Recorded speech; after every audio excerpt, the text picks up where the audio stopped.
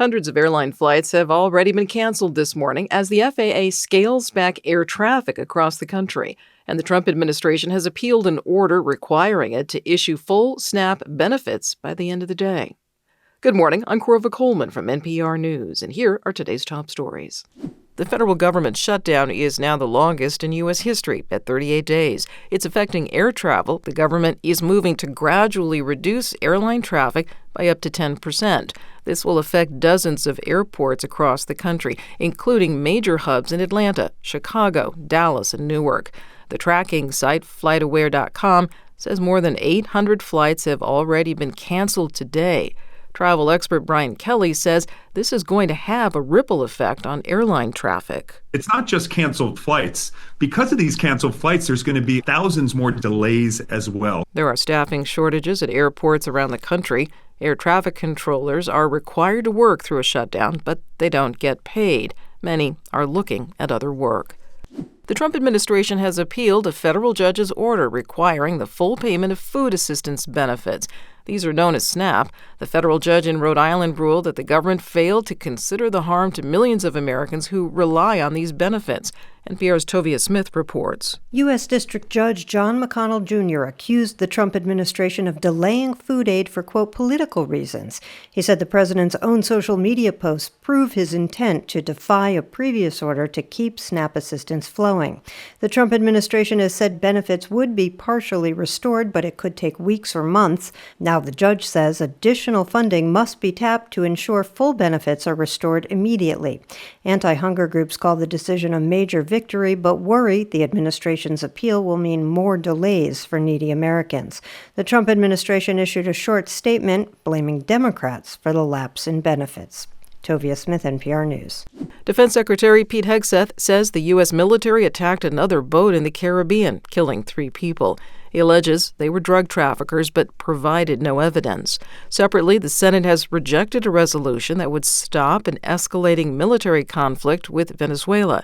NPR's Claudia Crisales reports. Republicans Rand Paul and Lisa Murkowski joined Democrats to support the War Powers Resolution, which ultimately failed by 2 votes. Paul worries the U.S. is moving towards forcing regime change in Venezuela. The executive branch does not have the authority to kill at will anyone, anywhere, at any time, for any reason. Republicans who voted no argue in U.S. modern history the commander-in-chief has been given broad powers to initiate conflicts.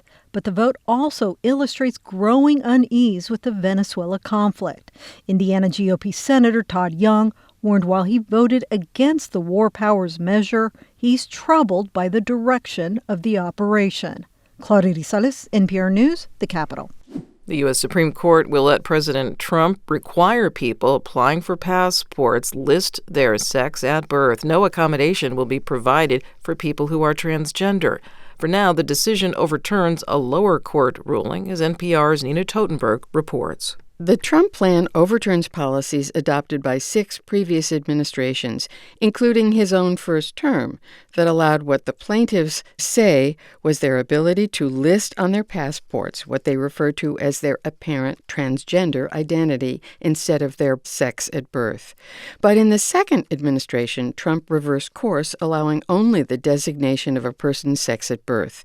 Transgender passport applicants went to court, contending the new rule amounted to unconstitutional sex discrimination. A lower court agreed, but yesterday the Supreme Court, bowing to the Trump administration's appeal, allowed the new Trump plan to be put in place for now. Nina Totenberg, NPR News, Washington. The Trump administration is moving to lower some drug prices, including on popular obesity and type 2 diabetes drugs. NPR's Sydney Lepkin says medications such as Ozempic and Wegovy are part of the deal. It expands coverage to some, but not all Medicare beneficiaries with obesity. They have to have additional health conditions or a body mass index over 35.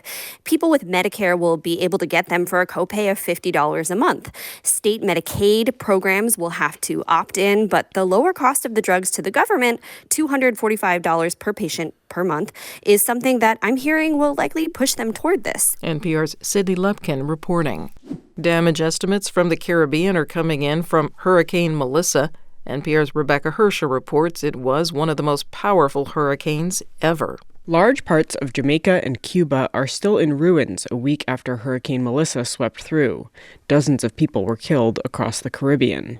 A new analysis by the climate risk modeling firm Karen Clark and Company finds the storm caused an estimated $2.4 billion of insured damage.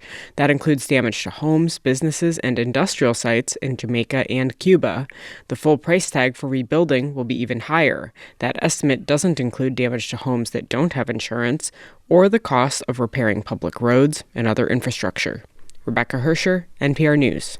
Officials in Louisville, Kentucky have increased the death toll to 13 people from this week's cargo plane crash. Searchers have recovered the flight data and cockpit voice recorders from the UPS jet. Brazil's Congress has voted to exempt tens of millions of poor and middle-class workers from paying income tax. NPR's Carrie Kahn reports the bill also increases taxes on more wealthy people in Brazil. The bill allows Brazilians an exemption from taxes, raising the limit the poor and middle class can make to the equivalent of about $900 a month. Previously, only those making less than about $500 a month were exempt. To make up the difference in lost income, the government will increase taxes on Brazil's top earners and their dividends. Supporters say it's common sense legislation. Those who have less pay less, those who have more pay more. President Luiz Inácio Lula da Silva is set to sign the bill, handing him a major political victory as he plans to run for re-election next year. Congress is still also looking to tax new outlets, including fintech companies and betting operators. Carrie Kahn, NPR News, Rio de Janeiro. Shareholders at Tesla's annual meeting in Texas have approved a massive pay package for CEO Elon Musk. As NPR's Camila Dominowski reports, the package is potentially worth $1 trillion. Elon Musk's previous pay package is currently tied up in a legal battle after a shareholder challenged it. That pay package was a world record, too. Stock worth more than $55 billion if Musk hit all the targets, which he did. The new one, an order of magnitude larger, is linked to a new set of targets for valuation and earnings and the number of cars and robots sold. Musk has said it's not the money that he values so much as the influence the stock represents. Influence over Tesla, and more specifically, over the humanoid robots and other AI-powered tech that Tesla might build and sell. Camila Dominowski, NPR News. This is NPR.